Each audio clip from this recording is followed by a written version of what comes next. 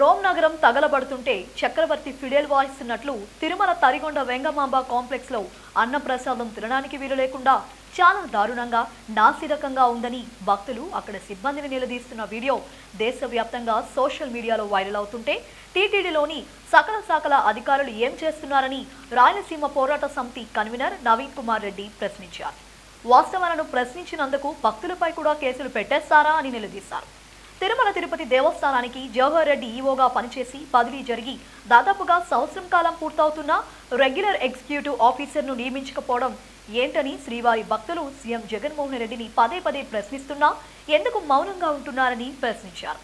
TTD deputation ఉన్నతాధికారుల నిర్లక్ష్యం, బాధ్యతారాహిత్యం కోట్లాది మంది హిందువుల మనోభావాలను దెబ్బతీస్తున్నాయని, సీఎం అప్రమత్తం కాకపోతే భవిష్యత్తులో మెడకు చుట్టుకోవడం ఖాయమన్నారు.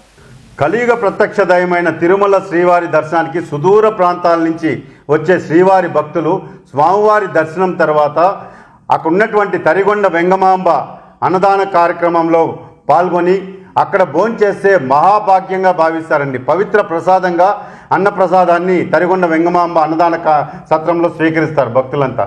మరి ఈరోజు భక్తులు ఎంతో ఆవేదనతో ఆందోళనతో ఈరోజు అక్కడ పెట్టినటువంటి అన్నం ఉడకలేదు, బియ్యంగా ఉంది అని చెప్పని ఇంత నిర్లక్ష్యంగా బాధ్యతారాహిత్యంగా అధికారులు వ్యవహరిస్తున్నారని చెప్పని సెల్ ఫోన్లో వీడియోలు తీసి బయట పెడితే లక్షలాది మంది కోట్లాది మంది తిరుమల శ్రీవారి భక్తులు ఈరోజు దాన్ని చూసి ఆవేదన చెందుతున్నారు. అన్నీ ఉన్న అల్లుడి నోట్లో శని అన్నట్లు తిరుమల శ్రీవారికి కోట్లాది రూపాయల ఆదాయం వస్తోంది. శ్రీవాణి ట్రస్ట్ పేరుతో టికెట్ల ధరలు పెంచేశారు. మీకు కావాల్సినటువంటి సదుపాయాలు కల్పించుకుంటున్నారు అధికారులు మాత్రం. కానీ సామాన్య భక్తులు ఈరోజు అన్నప్రసాద వితరణలో చాలా జాగ్రత్తలు తీసుకోండి. అన్నప్రసాదాన్ని పవిత్రంగా భావించే భక్తుల సౌకర్యార్థం నాణ్యమైనటువంటి ఆహారాన్ని ప్రసాదంగా అందించండి అని చెప్పని నేను గత వారమే చెప్పానండి. నేను ఒకటే విజ్ఞప్తి చేస్తే అప్పుడు కూడా టీటీడీ అధికారులకి, దయచేసి బియ్యాన్ని మీరు మిల్లర్ల దగ్గర నుంచి కొనుగోలు చేయండి.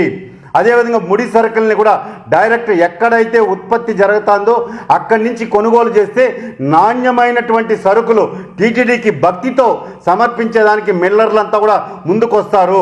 ఈరోజు తెలంగాణ ఆంధ్రాలో ఉన్నటువంటి మిల్లర్లతో సమావేశం ఏర్పాటు చేశామని గొప్పగా చెప్పినటువంటి టీటీడీ అధికారులు ఈరోజు మరి భక్తులు అన్నం గురించి నిలదీశారు.